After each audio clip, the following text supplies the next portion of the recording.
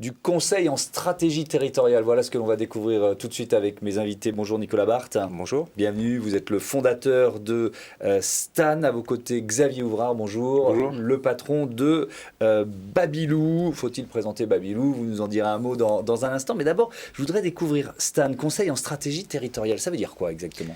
Ça veut dire qu'aujourd'hui, la croissance se fait non plus simplement à Paris, mais en territoire. Et encore plus avec la reprise économique que nous avons et le fameux plan en réindustrialisation du pays. Et ces territoires-là, ils sont souvent complexes, difficiles à appréhender pour les entreprises. Vous ne développez pas le même projet, qu'il soit à Lyon, à Marseille, à Bordeaux ou à Nice. Donc nous, on est là pour accompagner les entreprises dans leur ancrage territorial et à créer un lien de confiance avec des écosystèmes. Alors ce qu'on appelle un écosystème, c'est à la fois politique, institutionnel, économique. Et faire en sorte que les projets des entreprises viennent au service du développement des territoires. Vous l'avez écrit en 2013. Oui. Est-ce que c'était une idée comment vous avez eu l'idée? Pourquoi vous vous êtes dit il faut voilà, proposer des stratégies différentes en fonction des régions?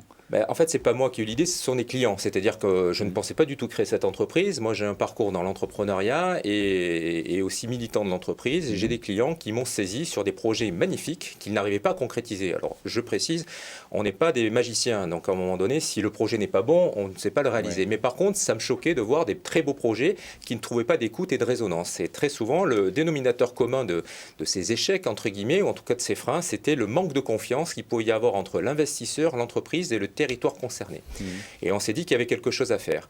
Et ensuite, on s'est rendu compte qu'il n'y avait pas d'offre. Par rapport à ça, on avait des cabinets de stratégie qui sont très très bien, mais qui étaient basés à Paris et qui travaillaient de Paris, en fait, des sujets territoriaux. Et ça nous a semblé important de nous implanter au plus près de ces territoires, de gagner leur confiance pour pouvoir accompagner nos clients. Alors évidemment, enfin ça me semble évident, vous êtes obligé d'avoir des équipes locales. Tout à fait, on s'est développé. Vous avez quel maillage en fait aujourd'hui? Alors aujourd'hui, on est présent dans 8 métropoles françaises, les 8 principales, on va dire, mais même si on va continuer à se accroître, Paris bien sûr, Lyon, Marseille, Nice, Bordeaux, Rennes, Lille et Strasbourg. Ouais. En fait. Et donc à chaque fois, il y a quoi? Une petite équipe? Chaque fois, c'est une personne? Exactement, chaque fois c'est une petite équipe. Mais ça ne suffit pas, on a aussi des correspondants dans les autres régions. À terme, d'ici 2 ans, le but c'est d'être présent dans chacune des régions. Parce qu'évidemment, si vous n'êtes pas au plus près et que vous n'avez pas ce lien direct, etc., même si vous êtes... je vais vous dire Thomas, si aujourd'hui vous êtes à Lyon et que vous travaillez à la Bourgogne-Franche-Comté, vous n'êtes pas local de l'étape non plus. Donc il faut être au plus près et c'est ce qu'on est en train de faire. Ça demande des investissements, on a une vingtaine de recrutements en cours, donc fort, mais c'est le prêt à payer pour avoir cette efficacité pour nos entreprises. Xavier Ouvrard, présentez-nous Babylou en quelques mots, parce que c'est quand même une marque bien connue du grand public. Babylou, c'est 12 000 collaborateurs, présents dans 12 pays, le leader européen des crèches, de la petite enfance. On fait du 0-6 ans dans la plupart de nos pays d'ailleurs. Et c'est une ETI. Voilà. Donc entreprise on est fiers de taille intermédiaire. Exactement, qui va permettre à notre pays d'avoir un ancrage avec un siège social, des collaborateurs, un développement qui va continuer dans les années qui viennent assez fortement. L'histoire, elle commence à Marseille, c'est ça? L'histoire, elle commence à Paris, en région parisienne, dans les Hauts-de-Seine, avec une première crèche qui a été créée en 2003. Et puis ensuite, un développement à travers des entreprises. On a été l'entreprise pionnière dans la vente des places de crèche aux entreprises, donc des grands groupes, notamment comme par exemple L'Oréal, qui a été vraiment notre premier client. Et puis maintenant, de plus en plus à des PME. Et le vrai développement de Babylou, ça a été de proposer un réseau dans toute la France, et en particulier dans les grandes métropoles. Donc on est présent dans toutes les métropoles que Nicolas a citées. On a investi dans des entreprises qui s'étaient développées en local, qui ont intégré le groupe au fur et à mesure. Je disais Marseille. Vous êtes basé à Marseille? Moi, j'habite à Marseille. C'est c'est pour ça que j'avais ça en tête. En fait, je pense que c'est un point très important dans les dirigeants de Babylou, dans notre COMEX. On est 4 ou 5 à habiter à Bordeaux, à Concarneau, à Marseille. Donc aujourd'hui, les dirigeants des entreprises dont le siège social est à Paris n'habitent pas forcément à Paris. Et un des sujets qu'on évoquait avec Nicolas, c'était comment profiter en fait de cet ancrage des dirigeants dans leur ville d'habitation pour développer le business là-bas, avoir un écosystème, etc. Et il nous a beaucoup aidé à ça. Par exemple, dans un projet qu'on a eu ensemble à Nice avec l'Institut Montaigne, on propose à la ville de Nice de réfléchir à sa vision à 20 ans. C'est Stan qui le fait. Mais Babylou va venir les aider à réfléchir à la politique de petite enfance. Parce que, en fait, dans les critères pour s'installer dans une ville, que ce soit pour une entreprise ou pour ses salariés, la petite enfance, c'est un critère c'est un important. critère majeur. On a fait une étude ensemble en 2015, si je ne dis pas de bêtises, où les 3 premiers critères dans l'ordre, c'était le logement, les transports et la petite enfance.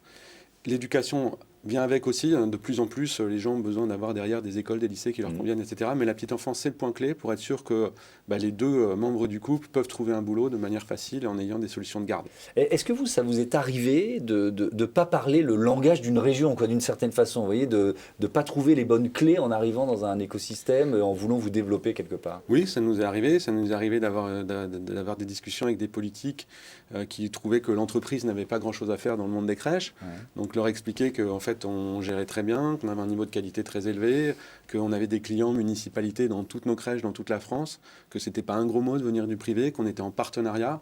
Et en fait, sur toutes ces choses-là, savoir le faire de manière respectueuse et approfondie, en sachant qui sont les bons interlocuteurs, il y a des endroits où en fait, on a besoin de se faire aider. Et puis on a aussi besoin de faire venir un certain nombre de personnes dans nos établissements, dans d'autres départements, dans d'autres régions. Et pour ça, c'est vrai que si on est crédible et accompagné, ça nous aide à faire savoir tout ça. Ouais, si on s'appuie sur l'exemple de Nice dont vous parliez, le rôle de Stan, c'est quoi ? En fait, notre spécialité, quelque part, c'est de jouer du collectif. C'est-à-dire qu'on se rend compte qu'à un moment donné, lorsqu'on met un certain nombre d'entreprises, on parle de Babylou là, mais on parle aussi, tu as parlé, Xavier, de logement, de transport. On a des clients dans ces domaines-là. À un moment donné, on a une approche des collectivités au service du territoire. Et là, l'intéressant, c'est ce qu'a dit Xavier. Il ne vient pas parler de Babylou, il vient de parler du sujet de la petite enfance. Et là, tout de suite, évidemment, la collectivité, les acteurs, ça les intéresse. Évidemment qu'il y a un intérêt business derrière, on ne s'en cache pas. Et heureusement, d'ailleurs, si la solution de la petite enfance se trouve à Nice, elle sera profitable également pour les acteurs de la petite enfance, dont Babylou.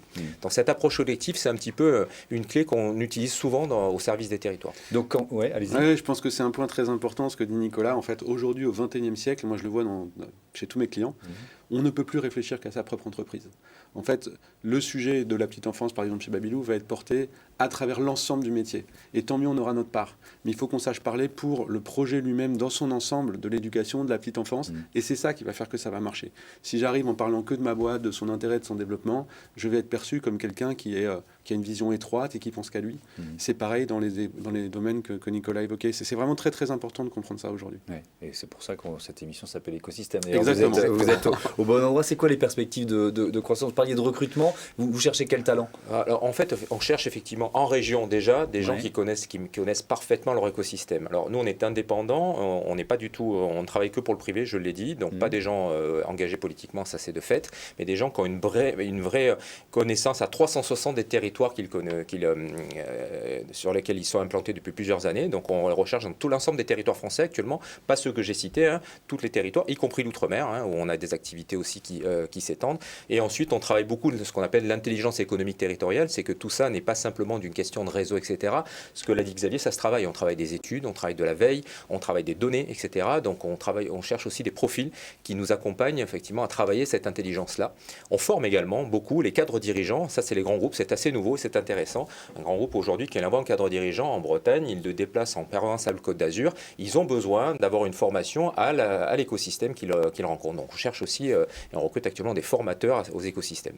Merci beaucoup. Merci à tous les deux d'être venus présenter ce partenariat entre Stan et Babylou. Un autre écosystème, un autre binôme, c'est tout de suite.